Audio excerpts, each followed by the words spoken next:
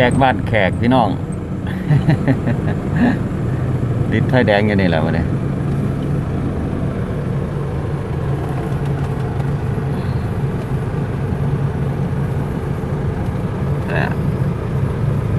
รถร้ายคักวันนี้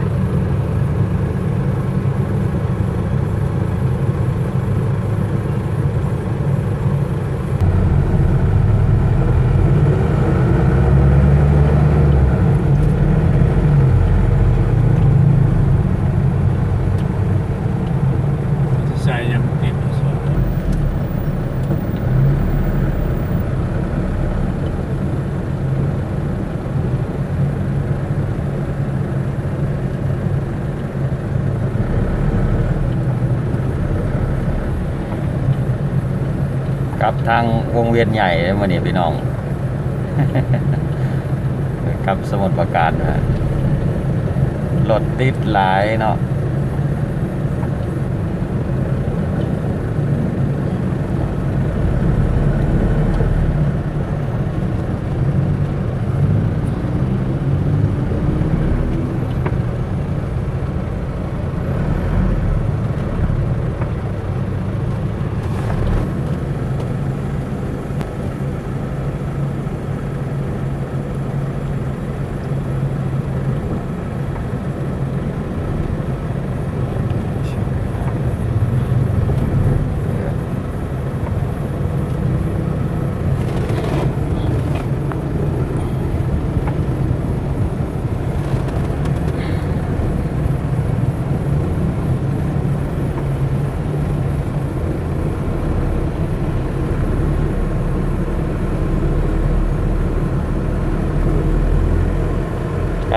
รอบหนึ่งเลยพี่น้องเลยวงเวียนใหญ่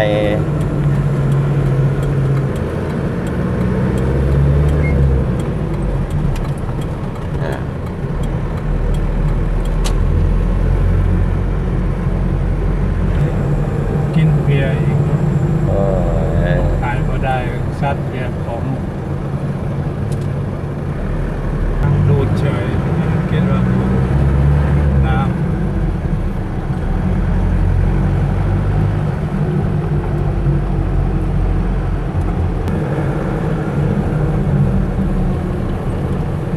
ต้องผู้ชาย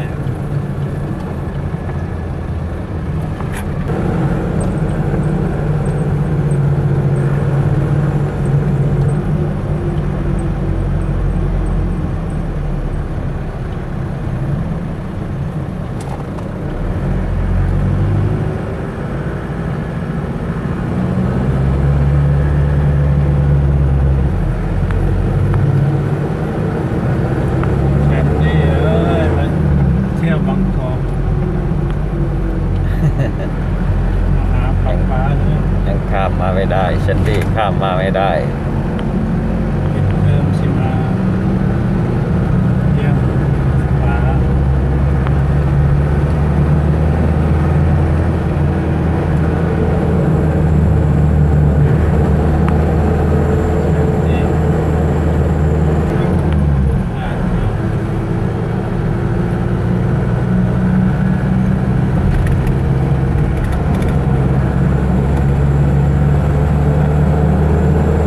ตกดินเลยแหละพี่น้องเลย5 โมงเลย5 โมงจะ6 โมงเลยแหละ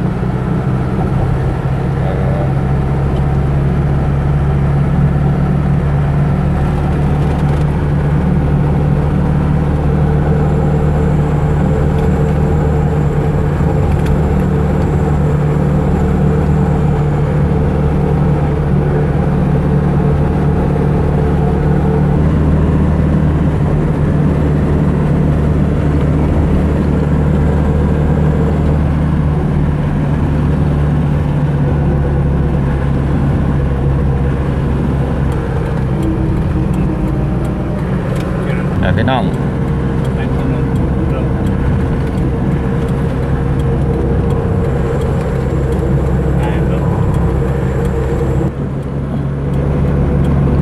ากาศบนสะพาน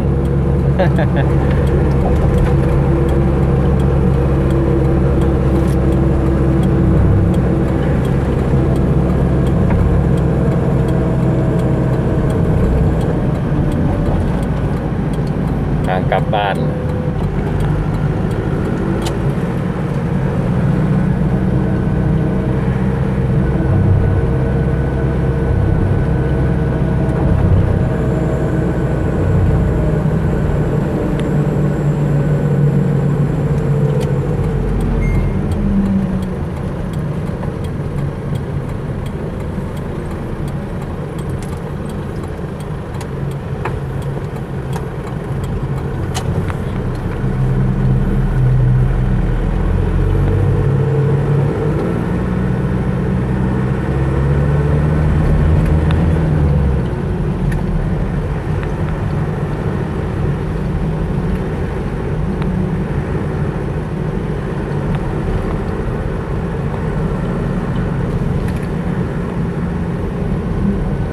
ตอนนี้ก็อยู่แถว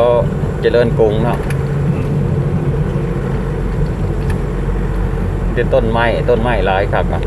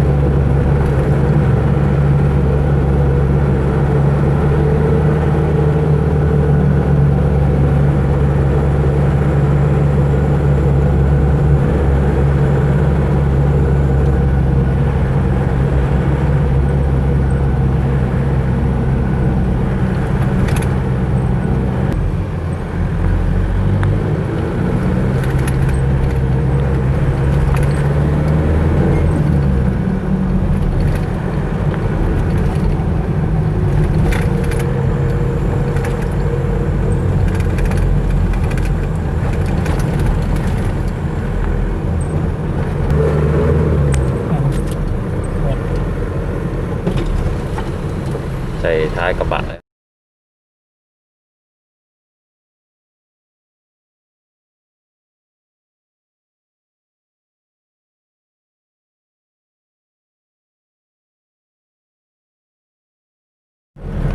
ไปอาจจะไปส่งบางบัวทองมันให้บอกว่าทำแบบไม่ต้องใช้ของ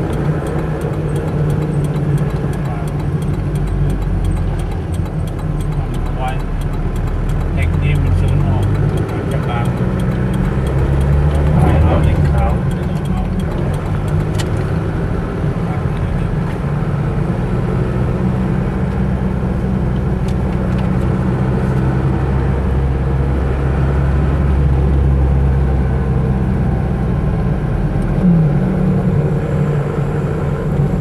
พาพี่น้องขึ้นทางด่วนพี่น้องครับสมุทรปราการนั่นแหละไปลง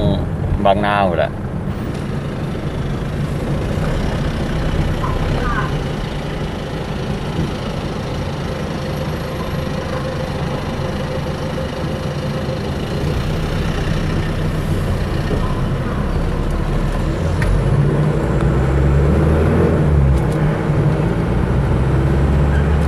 ไปกันเล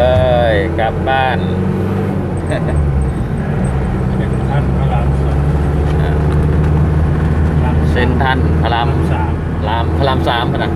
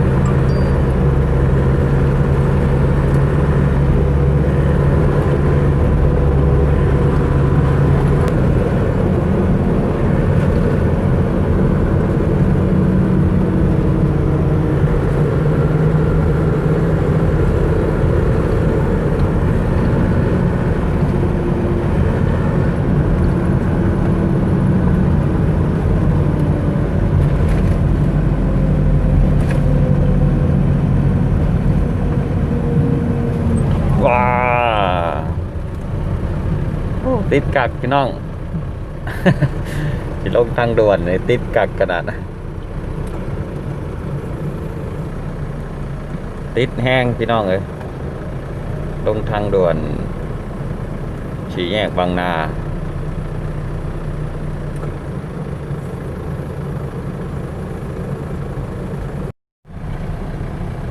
สำหรับคลิปนี้ก็สิได้จบลงเพียงเท่านี้เนาะพี่น้องเนาะก็ฝากกดไลค์กดแชร์กด Subscribe หรือว่ากดไอ้กระดิ่งนำเด้อพี่น้องเด้อ สำหรับมื้อนี้ก็สบายดีบ๊ายบาย